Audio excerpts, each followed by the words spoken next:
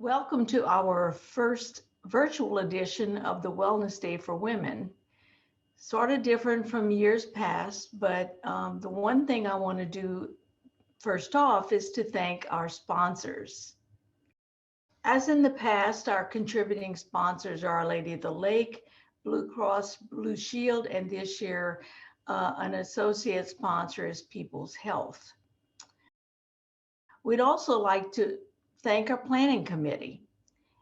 They have been a great support over the years, a great group of women who help this event every year for the past more than 20 years. So we really are appreciative of all the efforts that they have put forth. As you know, this will be tonight and Thursday night. And the agenda shown here is starts with dealing with stress during the coronavirus pandemic in a changing world, presented by Dr. Eva Mathews of the OLOL Physician Group. Understanding the link between obesity and COVID-19 by Dr. Peter Katzmarzyk here at Pennington, and a little presentation by yours truly on the DASH diet, a recipe for success, and we will be featuring a cooking demonstration. So we will have a live Q&A with each speaker after their talk, and so we ask you to submit your questions in the chat box, and Julie will read them aloud to the speaker. So at the moment, I will turn it over to Dr. Eva Mathews from Our Lady of the Lake. Hi, my name is Eva Mathews. I'm a psychiatrist here in Baton Rouge. Today we're going to be talking about how to deal with stress during the pandemic and coronavirus, all the stuff going on over the past year. So let's get started. So, like I said, I'm a psychiatrist. I work here in Baton Rouge, and my interests are in therapy, teaching, and perinatal psychiatry, which means women that are trying to get pregnant or postpartum, or going through infertility or loss that have any mental health issue. I went to medical school at Tulane in New Orleans, and then I went to Boston for my residency in psychiatry, and then ran right back home because it was freezing there. So stress is a shared experience right now, right? For everyone.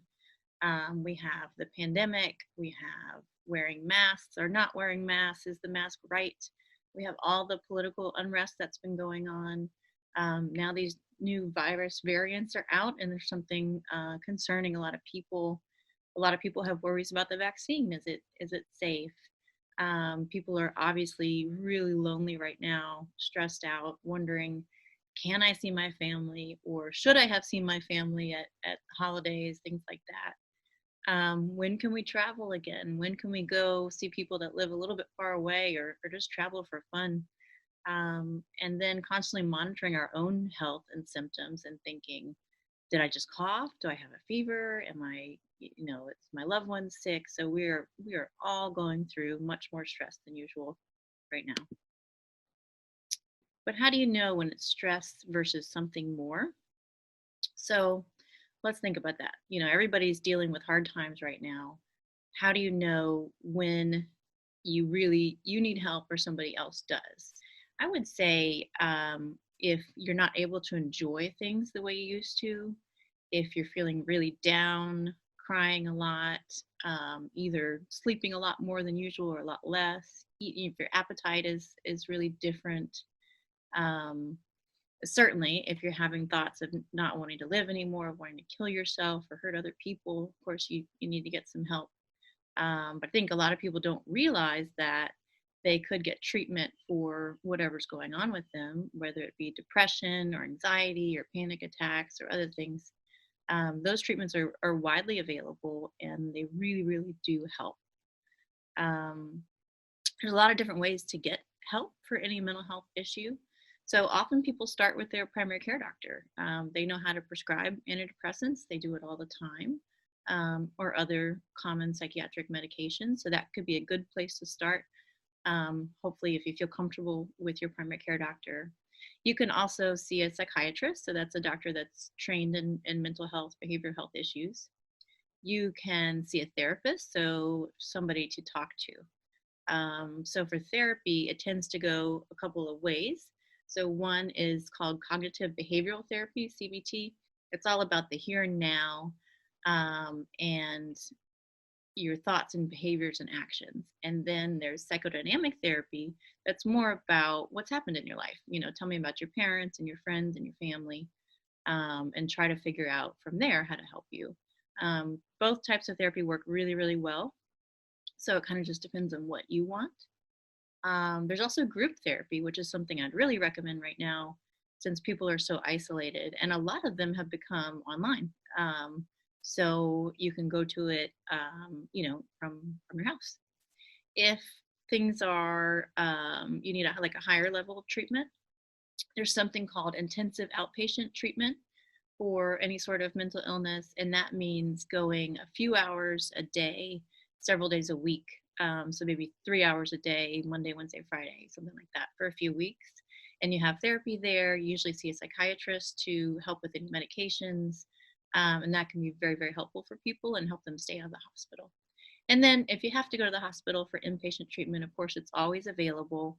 That's for people that are really struggling, having a hard time, and might be suicidal or might be having psychotic symptoms where they hear things or see things. Or a lot of substance abuse issues are dealt with on the inpatient side as well. So let's talk a little bit about some common psychiatric problems. Obviously, depression has become really well known, I think, over the last few decades. Anxiety has so many forms. So I think everybody's anxious right now with the pandemic. Like, how could you not be? But if it's, worries all the time that are interfering with your sleep or interfering with your ability to do what you need to do, that's something that we need to take seriously and get treated. Or if you just can't enjoy things because you're so pent up and anxious all the time. Panic attacks are another form of anxiety. So most people are pretty familiar with that. I think it's usually 15 minutes or so of really heightened anxiety and physical symptoms. So maybe hand shaking, chest tightness, feeling like you feel your heart beating, breathing fast, or feeling like it's hard to breathe. Obsessive compulsive disorder, there's a lot of misunderstandings about what this is, and the symptoms can look like a lot of different things. But that's something very common. You've heard about people concerned about contamination and needing to wash their hands over and over and over again, checking locks over and over and over again. But it can come in a lot of other forms of what the symptoms are like as well. Substance abuse is a huge problem, we all know, in this country before the pandemic, and then it's gotten much worse, I think, because people are lonely, isolated, maybe they've lost their jobs or lost loved ones. So that's something to take very, very seriously and get treated. Eating disorders are something that we see sometimes. Obviously anorexia, like not restricting intake, or over exercising, or bulimia when people throw up. So that, of course, is very treatable. Bipolar disorder, I don't have time to fully explain that right now.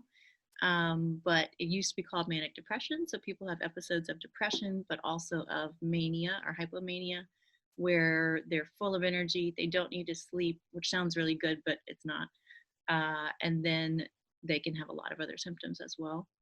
And then schizophrenia, I think, is also somewhat well known, even though there's some misunderstandings about it.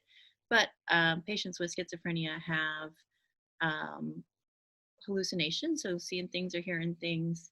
They often become disconnected from and withdraw from people around them. They may have delusions and many other symptoms. And so all of these are totally treatable. We have many, many options to help people. So stigma is always a problem within psychiatry. People, sometimes they won't seek help, or they'll delay seeking help because of the stigma. We're all going through a lot right now. We all need help.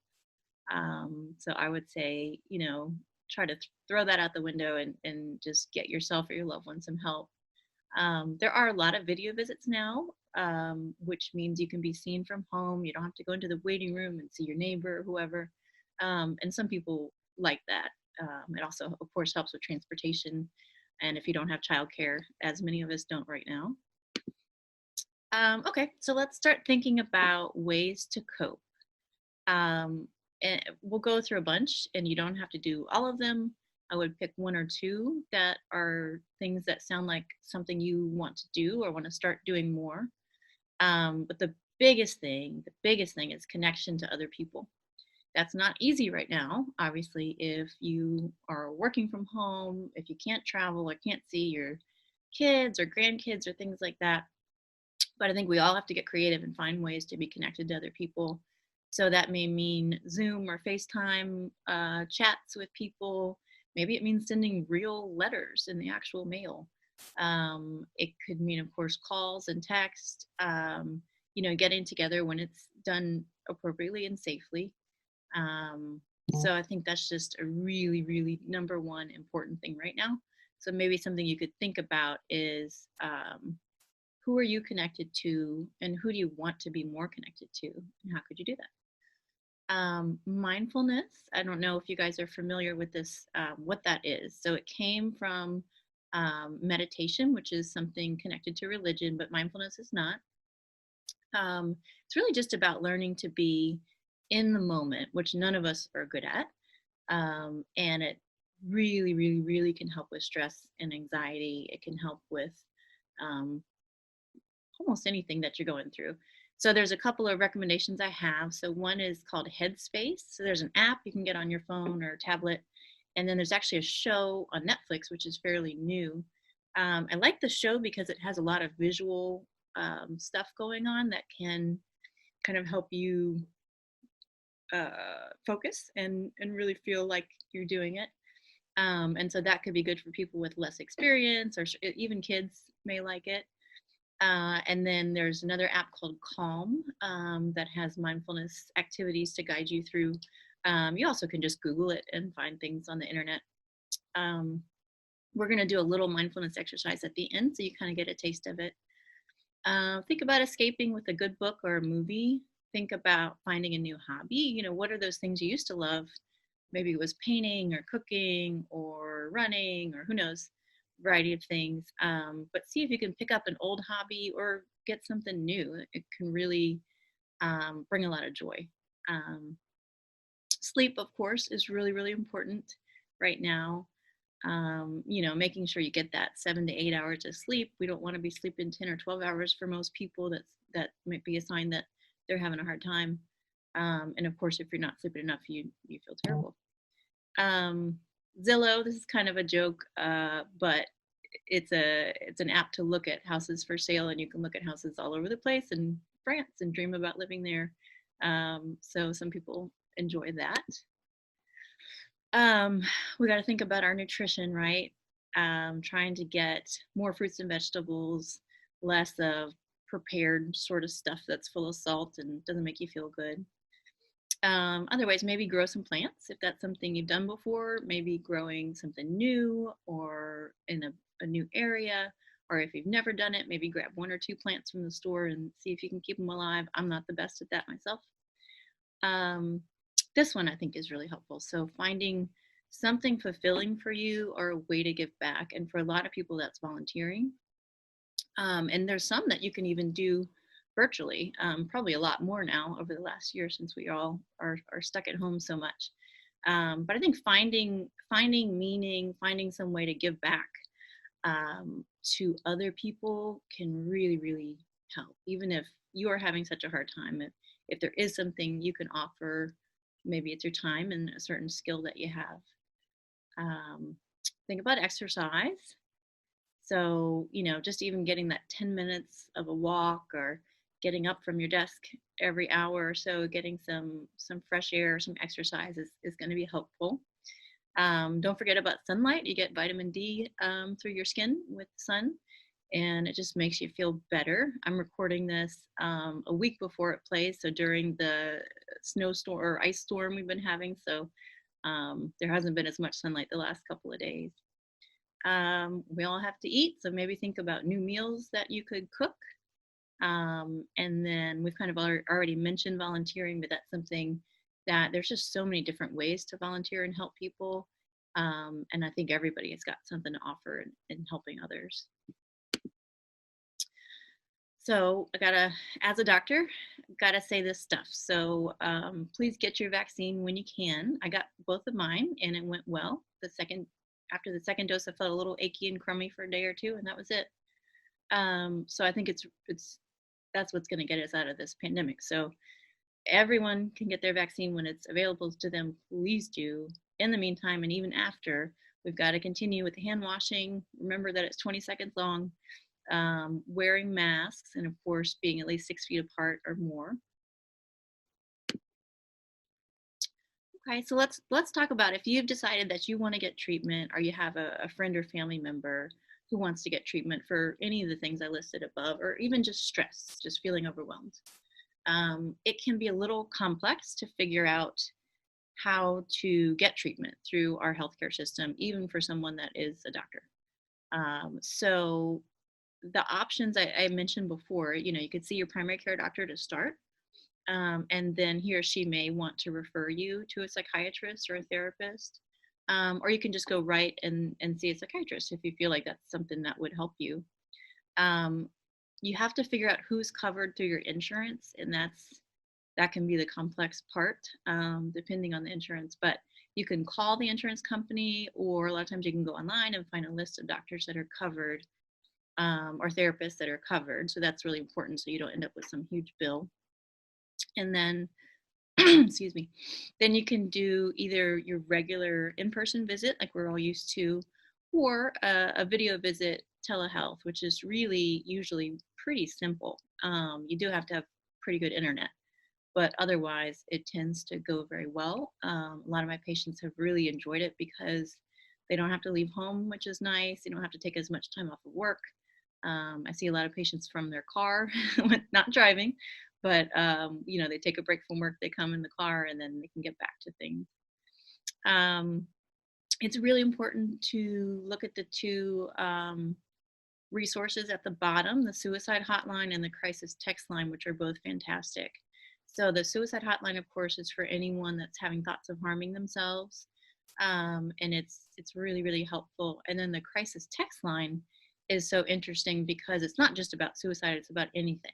So if you text home to 741-741, or you can go to crisistextline.org, then it will connect you with a counselor who will just talk you through whatever you're going through. So it doesn't have to be so serious you're thinking about killing yourself. It could be that maybe you've been drinking too much, you want to talk to somebody about it, or you're just really stressed, or you just found out somebody's been diagnosed with coronavirus and that's scary, or any of a million kind of different issues, and they can help just talk with you briefly and kind of calm things down in that moment. I think it's a really good resource. Okay, so we're gonna go watch a 2-minute mindfulness video. So what I'll ask you to do is just listen and try your best to do what they're asking you to do. If you notice your mind wandering, which everyone's does, that's okay. Just be non-judgmental and bring your attention back to where you want it to go. Allow yourself to be still for a moment and start breathing deeply in through the nose and out through the mouth. Don't worry about how loud your breathing is or if anyone can hear it. And there's no need to try and ignore any noise or distractions going on around you, or to try to clear your mind. Imagine yourself as a rock in the middle of a stream. All the noise and commotion that may or may not be going on around you just washes over you without having any effect. Focus on your breath. Think about how anything that has negatively affected your day up until this point, and with each out-breath you are simply going to imagine any unnecessary stress these events are causing you to feel just ease away. Breathe in and observe how you feel. Breathe out and feel it easing from your mind.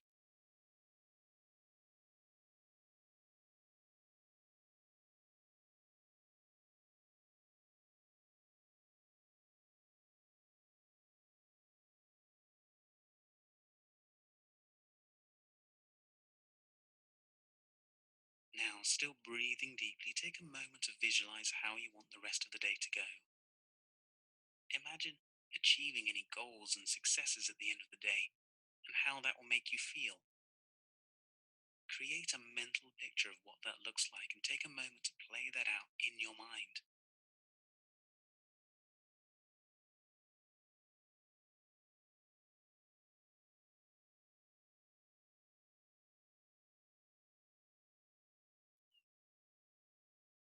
Whenever you're ready, bring the exercise to a close and open your eyes.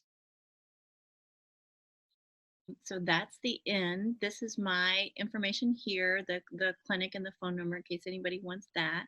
Thank you so much. I really appreciate you coming, and I hope that some of this was helpful for you. Dr.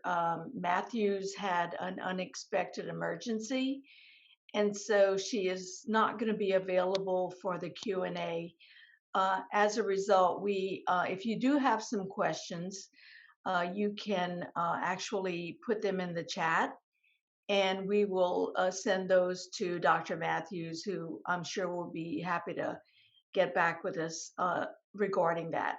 So the next up is going to be Dr. Peter Katzmarzyk, and he will talk to you about understanding the link between obesity and COVID-19. Welcome, everyone, and thank you for joining us today as we discuss this link between obesity and COVID-19. My name is Peter Katzmarzyk, and I'm one of the professors here at the Pennington Biomedical Research Center in Baton Rouge. Today, what I'd like to cover is this syndemic of obesity and COVID-19, and I'll describe what a syndemic is in the coming slides. Secondly, we'd like to cover this association between obesity and the severity of COVID-19 health outcomes. And finally, explore what some of the mechanisms might be whereby obesity increases our risk of COVID-19 and COVID-19 health outcomes. So to start off, let's talk about this word syndemic. To this point, we've all heard of an epidemic, and we've certainly all heard of a pandemic by this point. So what is a syndemic? A syndemic is the co-occurrence of two or more epidemics in such a way that these epidemics synergize and increase the health outcomes or the severity of health outcomes in one or more of the diseases. So when we think about this, we think about obesity as an epidemic, COVID-19 as an epidemic, and you put them together and you get a syndemic. And I'll describe that in the coming slides. So here we have the most recent data from the World Obesity Federation on obesity in women. And you can see from the key on the right-hand side that as we go from green to lighter blue to dark blue, we see that the prevalence of obesity is higher in these different countries. And clearly, the United States and Australia and other westernized countries are leading the way in obesity in both women and in men. So let's kind of narrow this down a little bit and then think about the United States. You may have seen these sorts of obesity prevalence maps before. This is the most recent one that just came out from the CDC, and this is based on self-reported body mass index in all of the different states. And in this case, green shows the lowest prevalence of obesity, and you get into orange and then the darker red being the highest prevalences of obesity in the country. And we can see that Louisiana is in that top group of being greater than or equal to 35% of our population has obesity. And of course, you can, when you look at these dark red states, you know, this has been called the obesity belt. It's also been called the hypertension belt or the diabetes belt, because all of these diseases go together and they all have a very high prevalence in these states which are red. Now, the issue of racial disparities in healthcare and health outcomes has really been brought into the spotlight with the COVID-19 pandemic. And I could show you a bunch of tables and a bunch of figures on that. But what I wanted to show you is this stark contrast in obesity prevalence between white adults on the left-hand side and Black adults on the right-hand side. So this is the same map I just showed you for the country as a whole, but it's now been broken down by race. And certainly we can clearly see this health disparity in obesity when you compare that right-hand map with the very dark red colors in many states compared to the map on the left, which is the prevalence in white adults. So again, this kind of shows a stark contrast between the prevalence of obesity in white versus Black adults in the United States. In a similar way, we can map the COVID cases. And this is the same map, and it goes from a lighter color of blue to a darker color of blue with more cases. So these are the average daily cases per 100,000 in the last 7 days in the United States. And again, you can see those darker colored blue states having the highest average daily case counts in the United States right now. So putting the focus on Louisiana, this is a graph which shows data from our own state here. And you see that first spike back in March, April, and May. And you will recall that this was our first experience with COVID-19 in Louisiana. And at that time, it basically crippled our healthcare system. We were seeing a large number of deaths from COVID-19. Our hospitals were at maximum capacity, and ventilator use was again at maximum capacity. And so, after that initial spike, things cooled off for a couple of months until we saw the spike during the summer. And you will all recall that spike was even higher than the initial spike. And it also put a great strain on our healthcare system in the state, not only on the system, but on our healthcare workers. And of course, things cooled off again in September, October, and November until we entered the holiday season, where we're now seeing this other massive spike up to the point of January 9th, where we have the highest number of cases recorded in the state. And, it's too soon to tell what's happening. There are indications that this spike now is subsiding to some degree, but we'll have to get more data in the coming weeks to fully understand where we are with COVID-19 in Louisiana. So bringing us back to this idea of a syndemic of obesity and COVID-19, we really wanted to take a perspective of epidemiologic transition to understand what's going on in our country. And we understand that in high-income countries like the United States, our focus has really been on NCDs, or non-communicable diseases. Our healthcare system is designed to fight cardiovascular disease and cancer, diabetes. These are the significant health problems of our country. And now we've essentially been hit out of the blue with a major infectious disease, which has now been superimposed on this healthcare system that's not designed to fight infectious diseases to the same extent. And just to show you some data on this shows the major causes of death in the United States from 1900 to 2017. And if you go back in time and you follow that yellow line, which is the influenza and pneumonia, so these are infectious diseases, we see that back in the day, they were the major cause of mortality. And certainly if you go back before 1900, they were definitely the major cause of mortality in the United States. And that has come down significantly over time to the point where in 2017, you'll see over on the right-hand side that it's much less of a concern now because of the public health measures and vaccines and all these sorts of things, compared to these non-communicable diseases of heart disease, cancer, and stroke, which combined, make up the largest proportion of deaths in the country. A couple of other interesting things to note here. Certainly this spike you see in 1917, 1918, this is the Spanish flu pandemic, which occurred. And then another interesting thing is this blue line. You may know that heart disease peaked back in the 1960s and 1970s, and we've seen a dramatic decline in heart disease mortality, given all the public health measures that have been put in place, as well as our ability to treat heart disease.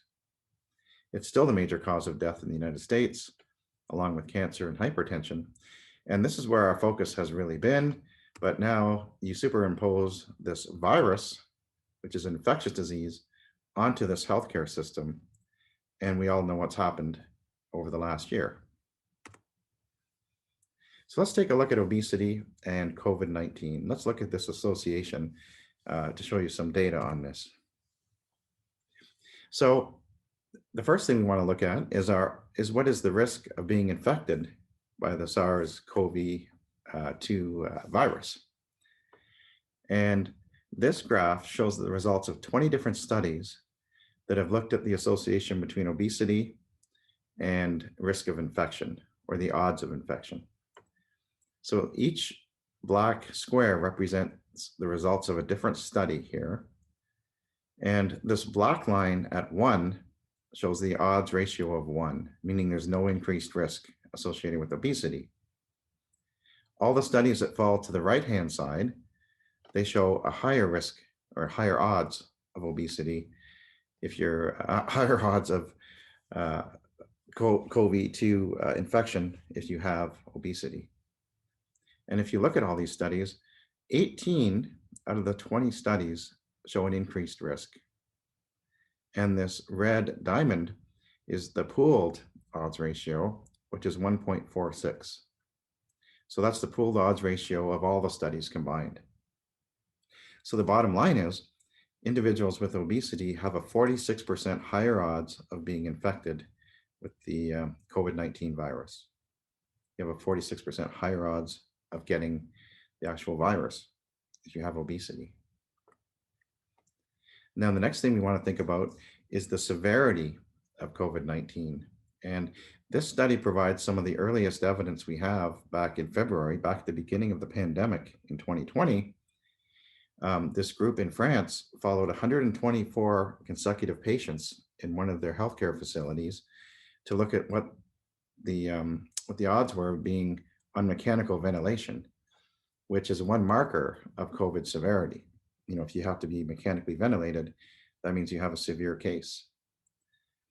And this bar chart shows the different BMI categories. So this is normal weight, overweight is in blue, and then we have class 1 and class 2 obesity here in orange and red.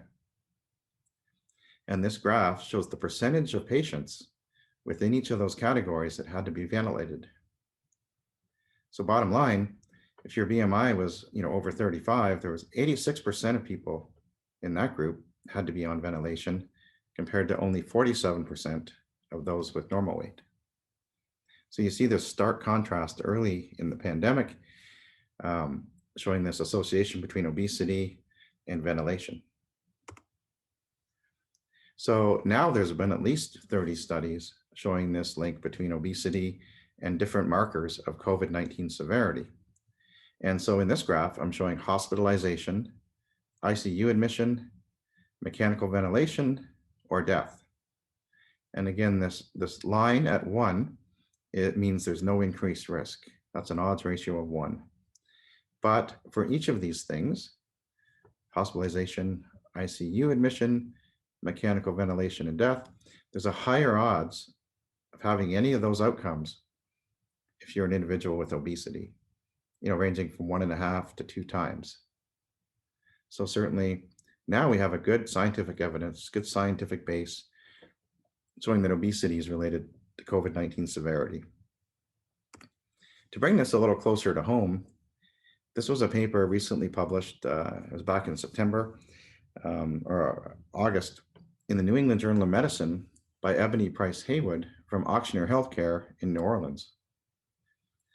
And what they did, they looked at about 3,500 of their COVID-19 positive patients and considered the odds for hospitalization as a marker of disease severity.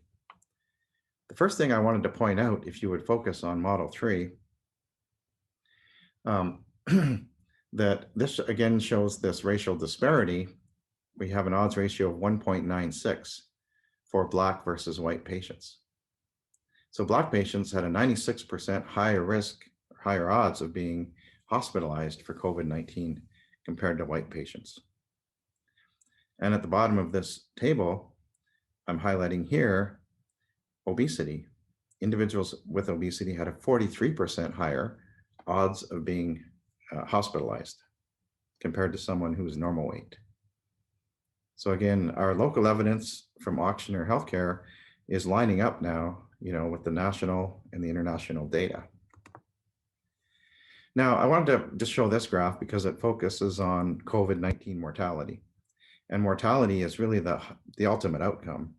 They say you can't get away from mortality and taxes. And so mortality is definitely a hard outcome. And when you look at the relationship between body mass index and COVID-19 mortality, you see this increased odds as your BMI increases, such at the point of a BMI over 35 and over 40, these individuals have a 70 to 90% increased odds of dying compared to somebody who has a BMI less than 25, someone who'd be considered normal weight. So certainly, to me, this is a major concern that individuals with obesity have a 70 to 90% higher odds of dying from COVID-19. So what are the mechanisms? Let's just explore that for a couple of minutes here. Why is it that obesity causes someone to have an elevated COVID-19 response? So this is a little cartoon of a paper that's currently in press, so it's brand new. It shows that, if you have obesity and you have higher levels of visceral fat, this is the internal fat around our organs, visceral adipose tissue. If you've got this condition, you have systemic chronic inflammation, which leads to these comorbidities such as diabetes, heart disease, hypertension. And of course, these comorbidities increase our risk for severe COVID-19. This systemic chronic inflammation also results in a hyperimmune response, and this also leads to severe COVID-19.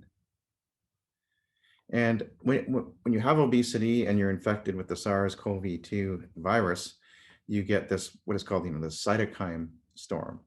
So cytokines are elevated, and this also increases this hyperimmune response. So all of this leading to greater severity of COVID-19 if you have obesity or high levels of visceral fat.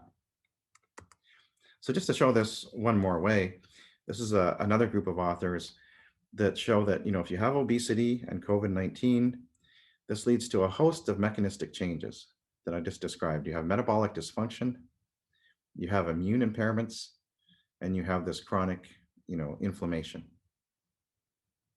And this interacts with the comorbidities, as I showed in the previous slide, and results in the clinical manifestation of higher levels of hospitalization, ICU admissions, and mortality.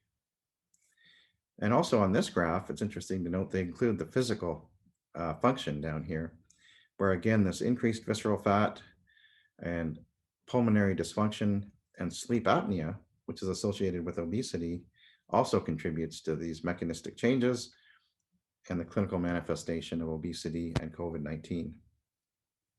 Another thing just to point out here, because we're just beginning to understand this a little bit with the role of obesity in vaccinations, that individuals with obesity, they may have a decreased T cell memory and a decreased long-lived beta or B cell antibody production.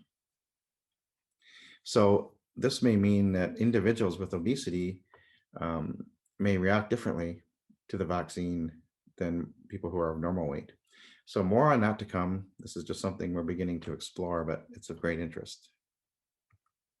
So actions to take. This is from the Centers for Disease Control and Prevention. This is what they say we should be doing. We should be taking all of our medications for overweight, obesity, or severe obesity, exactly as they're described. We should also be taking our prescription medications for all of the diseases associated with obesity, hypertension and diabetes. It's important to keep on top of these medicines. We need to have these diseases in control, when facing this virus. They say we should make sure to have at least a 30-day supply of the medicines during the pandemic. Of course, just like we're all, you know, buying groceries and all this sort of thing. We want to be sure we have an ample supply because we're not sure of the supply chain right now. Of course, during the pandemic, we have to really follow our healthcare providers' recommendations for nutrition and physical activity. Of course, this is very important. People who are physically active have better immune responses, and physical activity is just great for maintaining mental health during this time as well. So it's important to be as healthy as we can during the pandemic. You should be calling your healthcare provider if you have any concerns or feel sick. We have found that during the time of the pandemic, people are scared to go see their physician. They're scared to get out of the house, but they really need to be contacting, the healthcare provider at this time. We're finding that preventive medicine has really declined, and it's putting people at risk, not from the COVID-19 pandemic, but for the fact that they aren't taking care of themselves. And if you don't have a healthcare provider, you should really contact your nearest community health center. We have several in Louisiana, or your local health department, and they should be able to put you in contact with a healthcare provider. So with that, I thank you for your attention.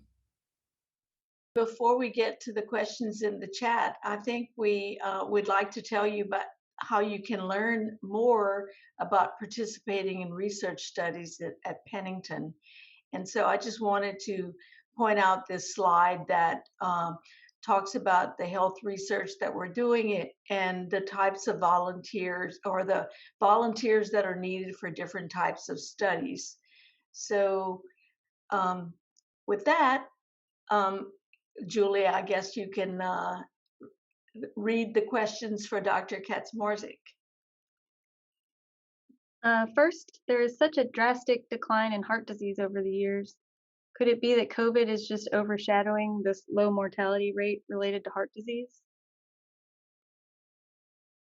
Oh, that's a good question.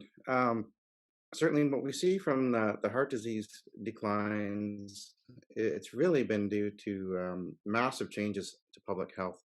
Things like the way we've been able to curb smoking and reduce the smoking rates. That's had a huge impact on coronary heart disease, as well as all the other public health efforts to eat healthier and get more exercise. Now, in terms of the COVID-19 deaths, these are quite separate. These are definitely due to a new virus which has been injected into the scene.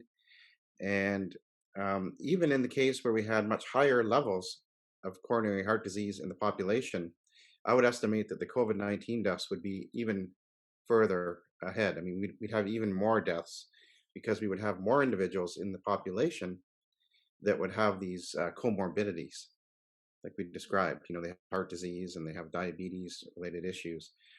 And so given that, I think the fact that the heart disease rates have come down have actually saved a lot of lives from COVID, in fact.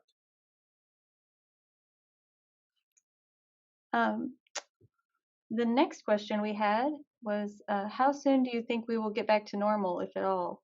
A lot of people not overweight or obese have died from the virus, so it's not a given that all overweight or obesity will die from the virus, right? No, absolutely. And what I was trying to get across was that we have an increased risk or an increased odds. So it doesn't mean that you will die for sure. We have many people who suffer from obesity in our society, and they're still at a relatively low risk of mortality overall from the virus, as we know. Only a small fraction of people die from the virus. So we're definitely not saying that everyone with obesity, is going to die from COVID. That's definitely not the case. Now, with respect to getting back to normal, I don't know. The data look very promising recently, with the reductions in the cases we've been seeing in Louisiana and across the country. And it's heartening to see everyone maintaining the social distancing guidelines. And if we're able to keep that up, I believe we'll be in a good place in just a few months with the vaccines coming online. But all I can do is reiterate what the other people are saying on the news, Dr. Fauci and others.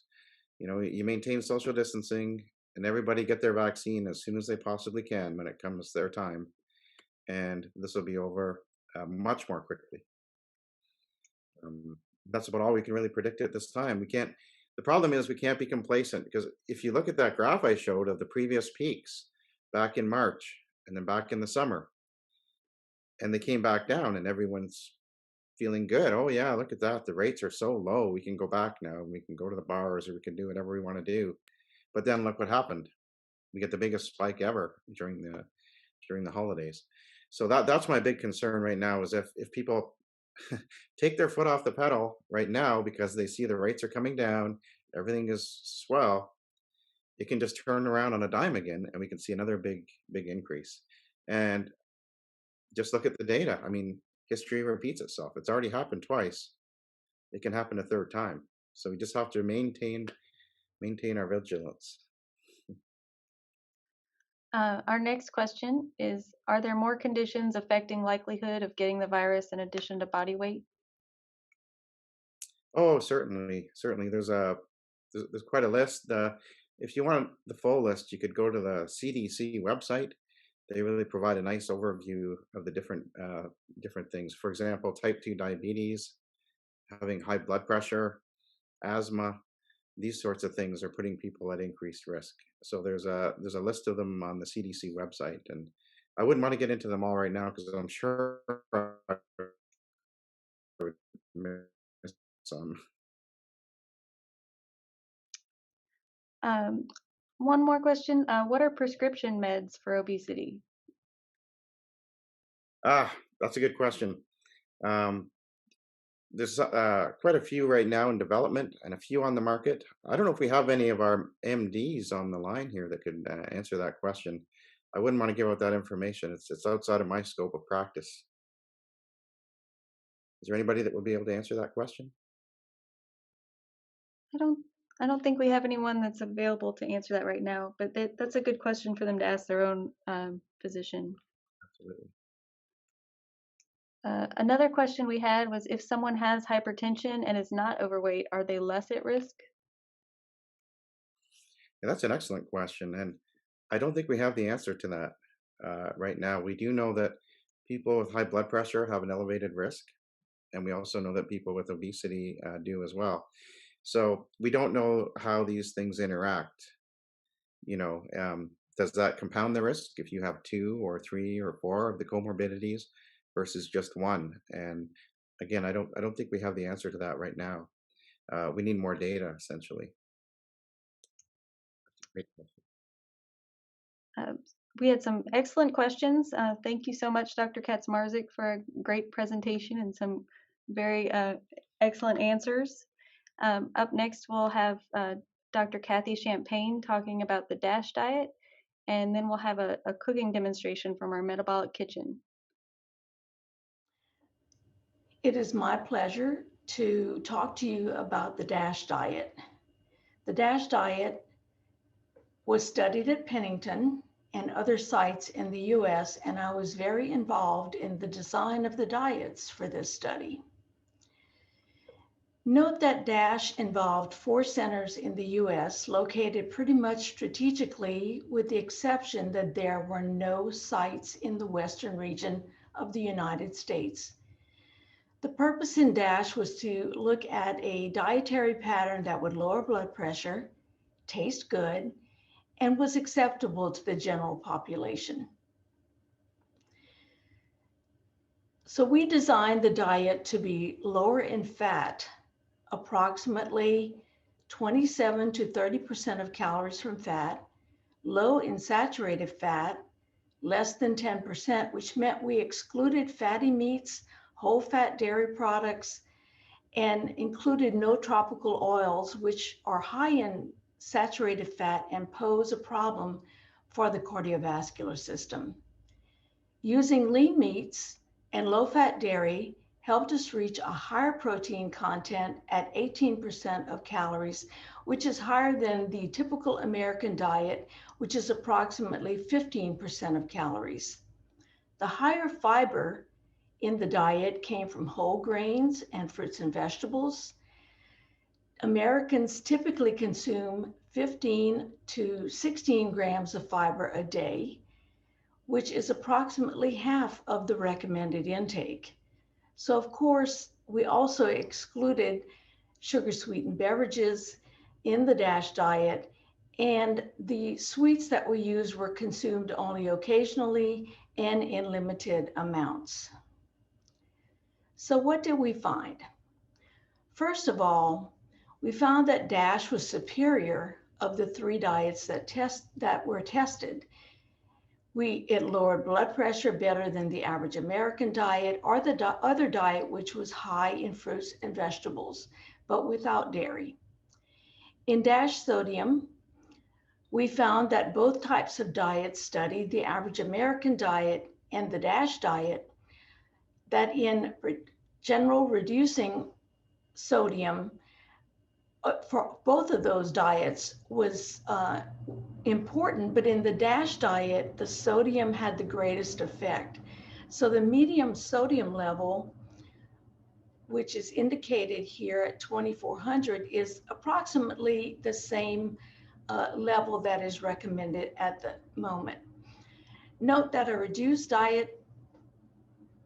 sodium DASH diet was effective in all subgroups that were tested: people with normal blood pressure, people with high blood pressure, minority populations, both men and women, and different age groups that were studied.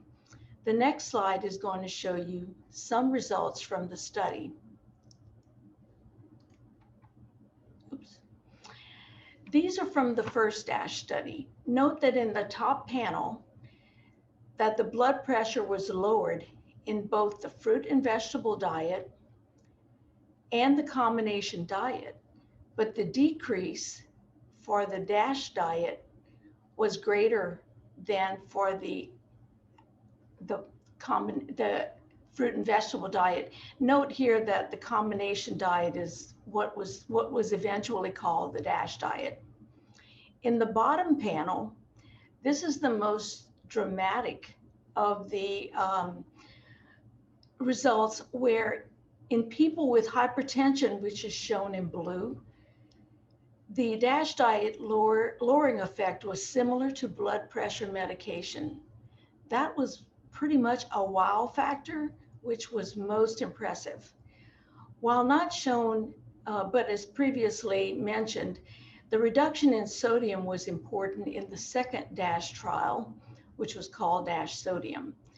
But also of importance is the fact that these studies were done in people who came to Pennington, had all their meals provided, and it's easy when someone's preparing all your foods for you to follow the DASH diet. But what if you have to do it yourself? That's why we did a study called Premier. So the Premier study was one where the participants were free living and had to prepare their own foods. This was an intervention where people came into the center and were taught how to follow the DASH diet.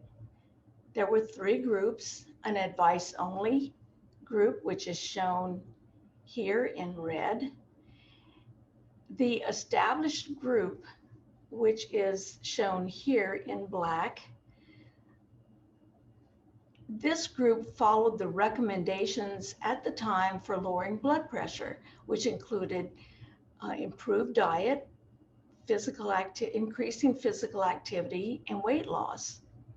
And the other group, when shown in yellow here, was the established plus DASH group, which just actually included DASH in addition to the other recommendations that were previously established. So we asked the question, does the DASH diet have effects beyond the established recommendations for lowering blood pressure? As you can see, after 6 months, both active interventions lowered systolic blood pressure, and for diastolic blood pressure, there was a continued lowering, more so for the DASH diet arm, the established plus DASH diet arm. So, can you lose weight on the DASH diet? Well, as this graph shows,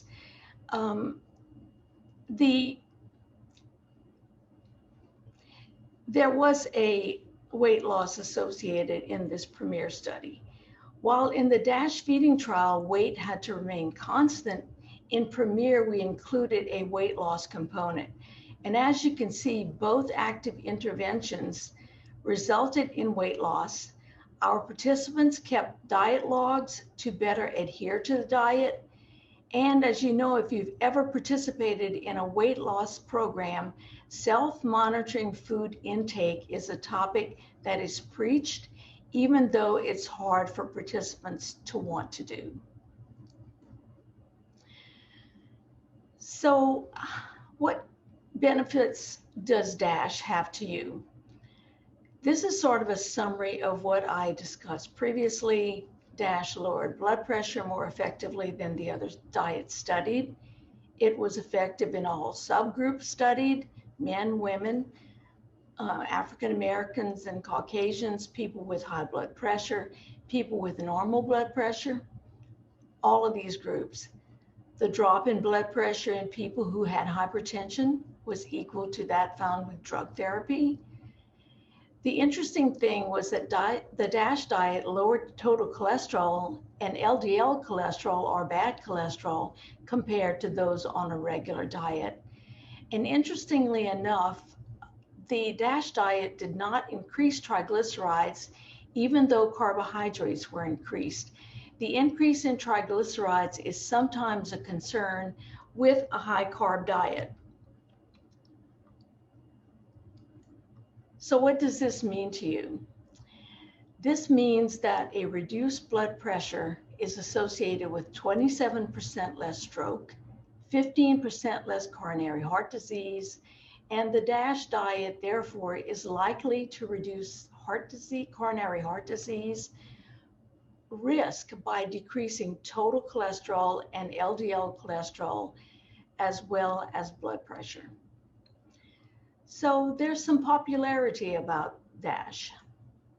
According to US News and World Report, for the past 11 years, US News and World Report has been ranking different diets for overall health and well-being. The first 7 years, DASH was #1, but with more data on the Mediterranean diet, it has slightly outranked DASH with a score of 4.2 overall compared to 4.1 for the DASH diet. Not a really big difference. These diets are pretty much similar except for the fat content, which is higher in the Mediterranean diet. But look at the other scores. It is #1 in best diets for healthy eating, best heart healthy diets, best diets overall, #3 in best diabetes diets, #5 in easiest diets to follow, and #9 in best weight loss diets.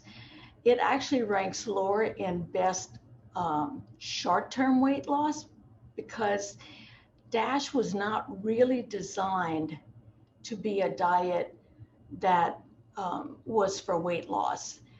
And I think that it's important to know that calories always count, and that's why self-monitoring of your dietary intake is pretty much important. The experts agreed on several things with DASH. DASH, #1, fights high blood pressure. It's nutritionally a complete diet. It's a safe diet to follow, and that is important on the long term. And DASH has the ability to prevent or control diabetes. So how can you adopt the DASH diet? Well, notice that the first thing is to emphasize fruits, vegetables, whole grain, lean protein, and low-fat dairy. The target is to achieve a diet that's high in potassium. We get that from fruits, vegetables, potatoes. high in magnesium, which we get from nuts and leafy green vegetables, high in calcium from, of course, dairy products and seafood and some leafy greens, and increased protein from lean meats and dairy products. Consume no more sodium or salt than the recommended 2,300 milligrams per day, or if you need more lowering, go to 1,500 milligrams per day. The bottom line is that DASH is a balanced diet and can be followed long term. So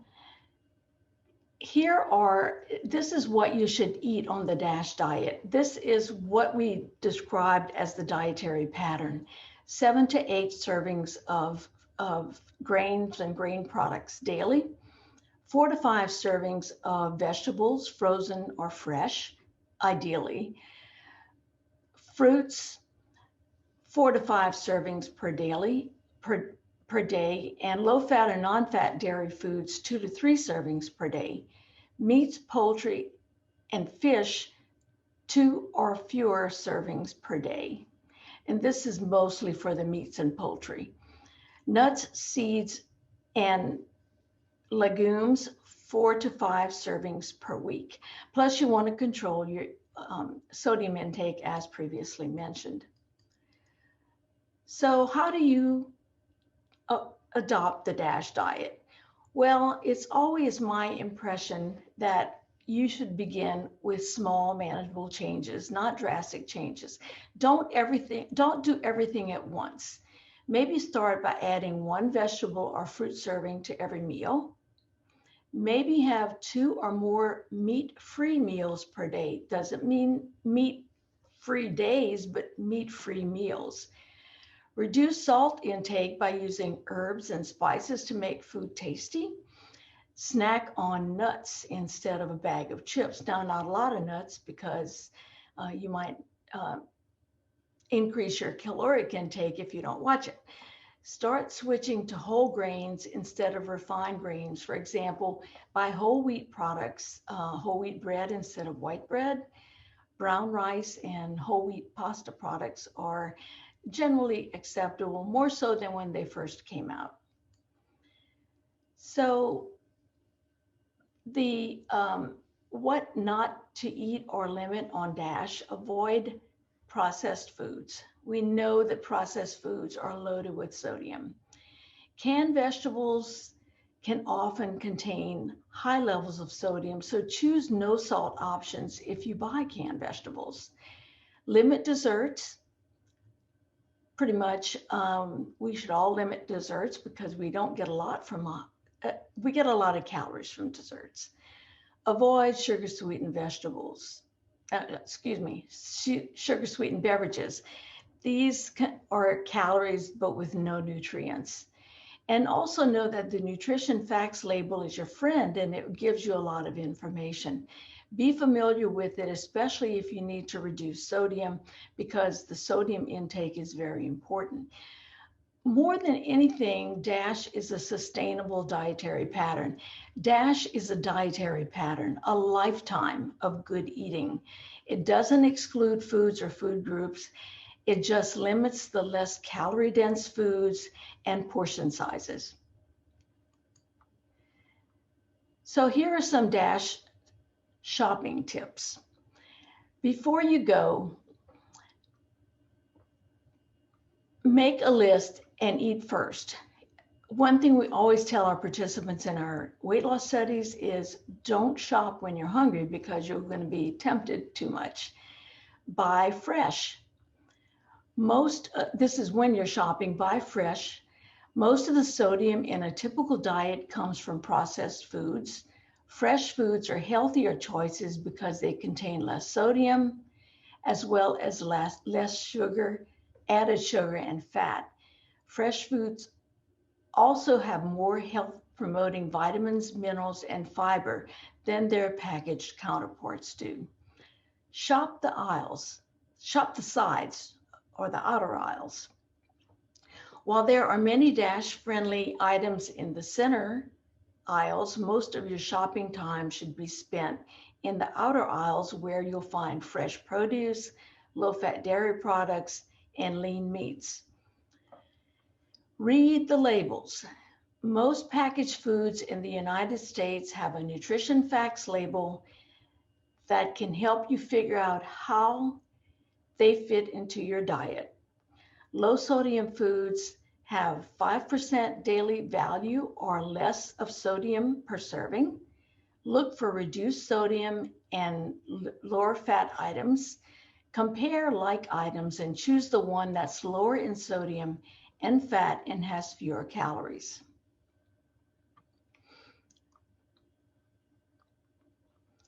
You can also look to stocking up on your DASH staples, items to have on hand to prepare healthy meals. So the fresh fruits and vegetables, low-fat dairy, grain products, lean meats, low or reduced sodium versions of condiments. Cajun seasonings, for example, have a variety of salt-free seasonings as well as low sodium versions. So these are becoming quite popular in our culture. And also use herbs, spices, and flavored vinegars and other essentially sodium-free foods to add zest to your meals without producing an overload of salt. You want to actually look at how best to cook with DASH. Your cookware and kitchen gadgets can make it easier to follow the DASH diet. Helpful items include choosing nonstick cookware. This reduces the need to use oil or butter when sauteing meat or vegetables. A vegetable steamer is handy. One that fits in the bottom of a pan makes it easy to prepare vegetables with limited nutrient loss and without added fat and calories. A spice mill or garlic press, these items make it easy to add flavor to your food and reduce your dependence on the salt shaker. Unhealthy cooking habits can sabotage your other efforts to stick to the DASH diet. So spice it up, enhance flavor without adding salt or fat. Rinse off canned goods if you buy some that have sodium in it to reduce the sodium content. Beware of broths. You can cook mushrooms, onions, or other vegetables in a little low sodium broth in a nonstick pan. But because even low sodium broth can have lots of sodium, a healthy oil such as olive oil might be a better choice. Make lower fat substitutions. Replace full fat dairy with reduced fat or fat-free versions and cut back on meat.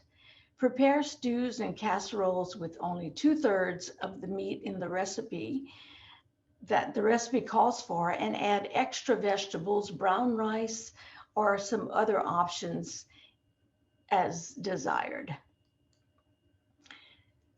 So in order to get more info on DASH, there are some options here. There's a 64-page booklet available from the NIH, the National Heart, Lung, and Blood Institute. And this is a very handy booklet for enabling you to follow the DASH diet. It's got dietary patterns at different calorie levels and some recipes as well. This one is a shorter 6-page guide with the DASH eating plan that's also available free at the same website actually. And then if you want to buy a book on the DASH diet, while there's a number of cookbooks available, this particular one, the DASH Diet for Hypertension, was written by the DASH investigative team, and it is available in both hardcover and paperback. And this was basically what the costs were when I last checked on January 18th. So resources, books, and website links are helpful in meal planning. but meal planning in advance can be a challenge. So what could your day look like? I have a few slides next that will be a good start to meal planning efforts. Ideas are always helpful, and that's something that many of my participants in the past have wanted. Give us a meal plan, give us something. So planning is important, and this might help you. So how about a DASH breakfast to begin with?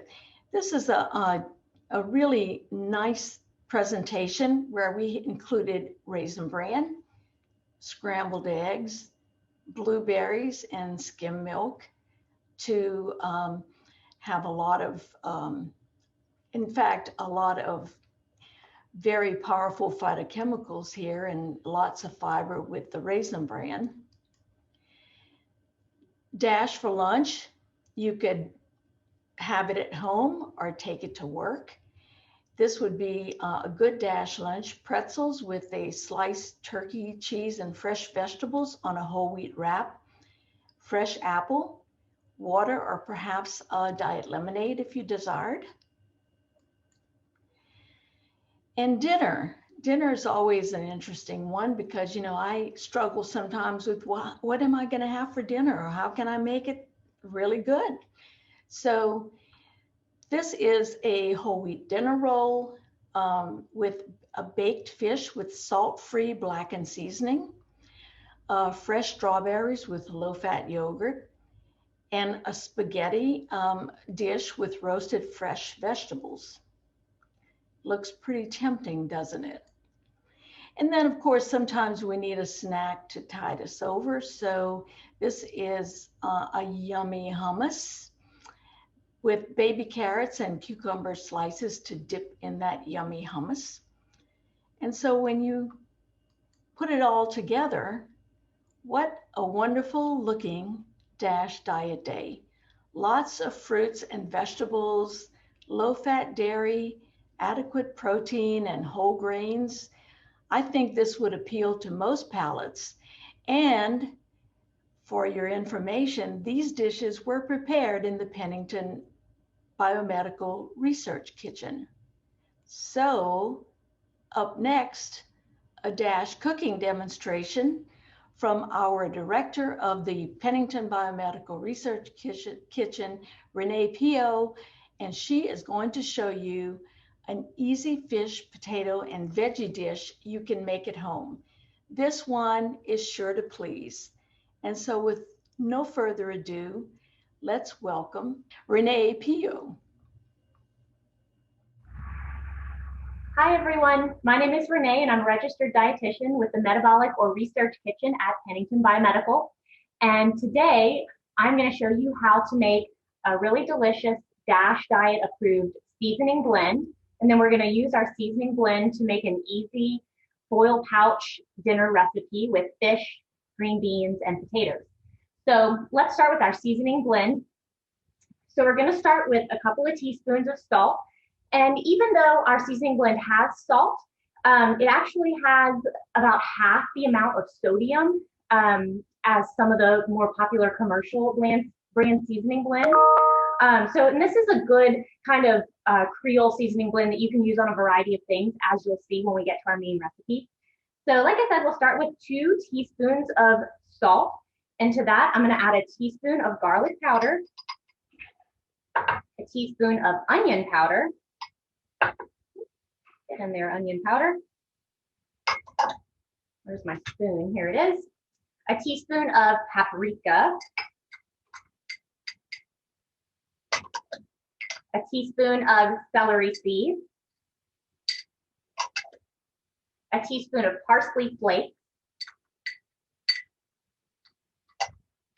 And then this is a 1/4 teaspoon of cayenne pepper. So this does make it a little bit spicy. So if you want it less spicy, you're not really into the spicy foods, just dial back on the cayenne pepper, maybe cut it in half or leave it out altogether. It'll still be a delicious seasoning blend. So you're just going to add all your spices together there and mix them all up. And another note about the salt in this recipe. So I still find this seasoning blend plenty salty. So if you're already following a low sodium diet or you're looking to cut back a lot, try adding only 1 teaspoon or even a half teaspoon, and you might find it's salty enough for you. It's always a good idea to start with a smaller amount, because you can always add the salt, but you can't take it away once it's been added, right? Okay, so we're just gonna mix this up. This little recipe makes a few tablespoons worth of seasoning blend. So this is plenty enough for our dinner recipe that we're gonna make next. With a little bit, you'll have a little bit left over as well to use later on. And this recipe is really easy to scale up to if you find that you like this blend. It's easy to multiply it to make a lot more than just a few tablespoons. So, okay, we have everything blended up, and now we're gonna get to the main event. So I'm gonna move all of this out of the way. Okay, so for our foil pouch recipe here, we're going to start with 2 big sheets of aluminum foil. So 2 big sheets of aluminum foil, and I've sprayed them with cooking spray. Yep, just spray it so that our fish doesn't stick. So then into the center of each sheet of aluminum foil, I've put 2 tilapia fillets. So tilapia is a good lean protein. So put 2 tilapia fillets. If yours are bigger, you might just want to put 1 into the center. I have put 2. So then on top of my tilapia, I'm just going to drizzle a little bit of olive oil. Olive oil is a good heart-healthy fat, lots of unsaturated fatty acids. Okay. And then we're just going to sprinkle a little bit of our seasoning blend onto the top there.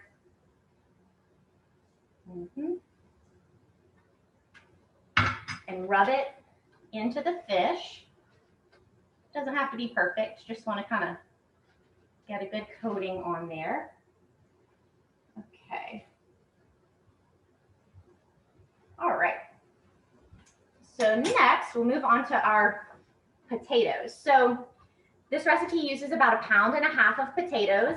I got these little tri-colored potatoes. They're little, and some are these golden ones, some are red potatoes, and some are these fancy purple potatoes, which I always find are really fun. And an added bonus is when your vegetables are a variety of colors, you know they have a variety of nutrients. So I like these little potatoes for that reason. So 1.5 pounds of potatoes, I've cut them in half long ways just to make them a little bit smaller so they cook a little bit more quickly. Yep, so I'm gonna do that with just these last few. And look, the inside of the purple potatoes are purple. So exciting. All right, hey, I just realized this is a good nutritious Mardi Gras recipe because we're using green beans, purple potatoes, and look, a lemon for later. There's your purple, green, and gold. Okay, so now once we have all the potatoes sliced, we're gonna add a little more olive oil and toss them up. Just so they're all nice and coated with olive oil. Okay, and then we're gonna situate these potatoes around our tilapia. So we're making 2 foil pouches. So use about half of the potatoes in each foil pouch, right? Okay. All right. Then we'll use the other half in this other pouch here.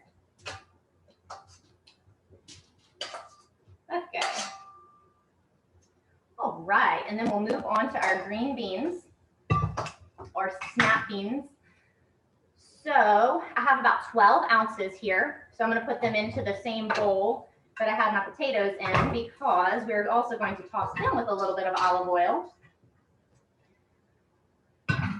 All right. And you're always going to want, by the way, to wash your produce before you use it. Just wanted to throw that in there. And especially in these times, I didn't demonstrate this, but wash your hands before you cook. Okay, so we have all of our green beans or snap beans in our bowl. And if any come with the little stems still on it, mine came all already nice and washed and trimmed. But if any come with the little stems, just go ahead and snap them off. Okay, so now I'm also going to toss these with a little bit of olive oil, and then these are going to go right on top of our fish fillets. So you can see I've sort of situated the potatoes around the fish, and these green beans are going to go on top. Yum. Looking delicious. Okay. And you could also try this with other veggies. I think it would be good with broccoli. Also, Brussels sprouts. I know some people are not a fan. They have a bad reputation, but I think they're delicious. So I think this would also be a good recipe to use with Brussels sprouts. Maybe mix in Brussels sprouts with some potatoes, cut them in half, just like I did with the potatoes, and add them around the fish like that. Would be super good. Okay, I'm making a mess. That's okay. All right. Okay. So the next thing, we're going to bring our spice blend back, and we're just going to put about a teaspoon of spice blend over the whole thing. So teaspoon of spice blend, sprinkle it all over the potatoes and the green beans. And also with another note about the veggies you're using in this recipe. So if you're trying to adhere to the DASH diet, if you're trying to follow the DASH diet, you're going to want to choose either fresh veggies or frozen without the pre-added sauces, and maybe try to avoid the canned options, just because the canned options are a little higher in sodium, as are the frozen options that come with the sauce. But if you just look for plain frozen veggies, then frozen are as good an option as fresh. So just wanted to throw that in there. Now the last thing we're going to do is cut our lemon in half. So I have one lemon here. I'm just going to cut it in half. If you see any, I don't see any seeds in mine, but if you see any seeds, you can go ahead and pick them out, because we're going to take each half of our lemon and squeeze it over the top of everything. And then we can throw that whole half a lemon in there. Here's my other one. Okay. All right. And now for the fun part. Oh wait, I did want to mention, if you're feeling particularly fancy, you can also put some sprigs of fresh herbs on top. Dill would be delicious. Thyme would also be good. So just throw those right on top. Okay, so now for the fun part, folding up our packets. So my sheets of foil are nice and big, so I like to fold in the ends like that. And then we're just gonna fold them up to make a nice little pouch. So I do it long ways first and then fold up the sides here. And if your foil sheets are smaller, you can just get another sheet of foil, put it on top, and sort of seal up the edges all the way around. So either way, totally fine. All right, let me get this other one sealed up here. And these are going to go into a 450-degree oven for 30 minutes. And I'll show you what it looks like when it comes out. Super easy. Hardly any dishes. Yay. Okay, so we have those guys all sealed up and ready to go in the oven. And I am going to show you what they look like after 30 minutes in a 450-degree oven. You take them out. Ta-da! Delicious, roasty. You put them on a plate and you have your whole dinner ready to go. So I hope you enjoyed this recipe. Have a great day. Thank you. Thank you to Dr. Champagne and Renee. We will have a Q&A with Christy Mayett from our Metabolic Kitchen, and she'll be joining Dr. Champagne for the questions. While we start the Q&A, we're also going to post a short poll on the screen to help us gather your feedback about tonight and what you thought of the talks. So we'll pull that up and you can start submitting your responses while I read these questions from the chat. So first up, we had a question about, let's see, is the DASH diet appropriate for diabetics? The DASH diet has been really touted for diabetics. So that was one thing that I know that I mentioned on the slides, but it is really one of the most appropriate diets for a diabetic, for people with diabetes. So I'm really I think its popularity for diabetes is almost as popular as its use for people with hypertension or high blood pressure. So I think it would be a great diet. Also from the chat, we had a question about the importance of the research on the DASH diet for women specifically, and were the study results unique in including women, and were the results at all different for women? No, we found that for both men and women that it was just as effective.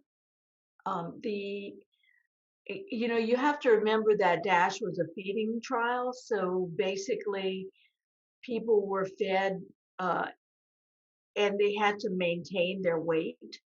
So we kept people at the same calorie level. So in the feeding trial, the DASH diet has had great results for both men and women, all ethnic groups that were studied, people that were younger versus people that were older. And in fact, we had such a positive effect in our subsequent trials on DASH that for women, for older individuals, we saw very, very good results. So much so that we wanted to get additional funding to do another trial with just older individuals, but they didn't want to give us a lot of money. Money is the key sometimes. Did you have any advice on implementation that's specific to or geared towards women? I've done a lot of talks with women and different women and groups of women on following the DASH diet, and really, I really hate that we call it a diet because it's really a dietary pattern. And so, I think women would probably succeed very well on the DASH diet, more so than men who may not want to eat, who may want to eat larger portions of meats, for instance. Another question we had, what is your opinion of Noom? Well, Noom it's I know that it is it's similar to Weight Watchers or one of those other programs. So I don't have enough data to actually evaluate Noom, but I do know that I think it tends to support a lot of behavioral strategies for weight loss as well, and for following a healthy diet. As I mentioned, DASH is a dietary pattern, and so it is good because it does not eliminate. It just encourages you to choose the right, better options for health. What about vegans? How can they use the DASH diet? Well, the DASH diet really focuses on mainly fruits, vegetables, and whole grains, legumes, beans. All of those fit well into a vegan diet. I think in terms of you have to really look at where you're going to get your protein. And so there are a lot of meatless options that provide you with additional protein. that it's plant-based. So I think it would be, it would fit into a vegan diet. You just have to spend more time worrying about making sure that your protein needs are adequate. Another question that sort of ties into that one. My cholesterol is low already. What does Dr. Champagne think about a plant-based diet with no oil? That's a good question. DASH was that you have to understand that DASH was like #1 in the U.S. News and World Report for like 7 or 8 years. There are some benefits to the Mediterranean diet. The main difference between the two diets is the amount of fat. And actually the right type of fat, of course, which is not part of the DASH diet, but the right type of fat will help your cholesterol. DASH will help your cholesterol. So I think that the oil that is used in any diet needs to be one that is not saturated, because that is the main thing that affects your cholesterol. Our next question is, our keto diets are showing great reductions in inflammation, but are almost totally opposite in recommendations. Can you compare or discuss? Well, that is there on the short term and maybe even longer terms. There have been shown some benefits to the keto diet. My question to you is, can you follow it for a lifetime? And that is the key. We don't have really long-term data on the keto diet. I think for someone who is highly active, the fuel for your exercise comes from carbohydrates mainly. So I think a keto diet would not be one that would be appropriate for someone who is highly exercising and wants to maintain that level. So I think that any diet that you think will help you to lose weight is good for however long you need to lose that weight. But for a lifetime, I would question whether I would want to be on a keto diet for the rest of my life. I'm not sure I understand this question, but I'll ask it and see what you think. What are the tropical oils? The tropical oils are oils that are palm oil, palm kernel oil, coconut oil. These oils are highly saturated. We did not use them on the DASH diet because of their saturated fat content. So there are a lot of people that are promoting tropical oils, but you need to be very concerned that if you have any risk of cardiovascular disease, tropical oils are not your friend. They're good to rub on your skin and make it soft, perhaps, but not necessarily in your body if you're worried about cardiovascular disease. And certainly I wouldn't think it would cause it, but certainly if it would not help your lipid profile to any extent. And then the last question for Dr. Champagne, did the studies show any data about how it impacts cholesterol? Yes, we found very positive benefits. We found that the DASH diet in and of itself improved your cardiovascular risk level. It tended to lower bad cholesterol. It actually did not affect triglycerides, which is sometimes a problem with a high carbohydrate diet.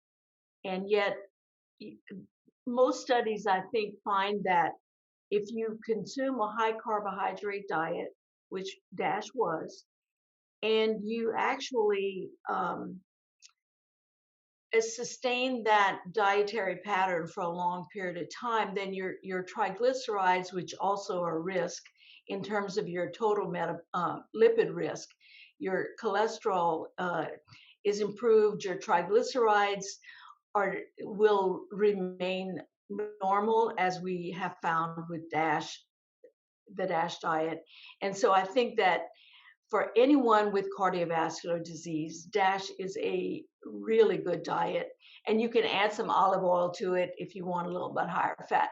But the important thing is remember to know you need to know that calories count. And that is one of the things that a lot of the diets that are fashionable diets at the time, a lot of them really end up being low calorie diets, and that's why people lose weight. And then we do have a question for Christy. Does the recipe do well in an air fryer?